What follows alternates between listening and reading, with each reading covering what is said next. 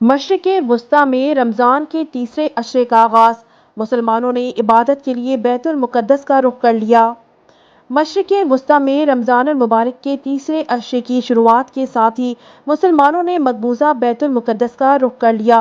مسجد اقصی میں بدھ کو 70,000 مسلمانوں نے نماز عشاء اور تراویح ادا کی۔ تیسرے عشرے میں داخل ہوتے ہی مشرق وسطی میں مسلمانوں کی بڑی تعداد عبادات کے لیے بیت المقدس پہنچ گئی ہے۔ رپورٹ کے مطابق بدھ کو مسجد اقصی میں 70,000 مسلمانوں نے نماز عشاء اور تراویح ادا کی۔ ہر سال ہزاروں مسلمان رمضان کے آخری عشرے میں مسجد اقصی پہنچتے ہیں۔ رمضان کے آخری جمعے کو یوم القدس کے طور پر منایا جاتا ہے۔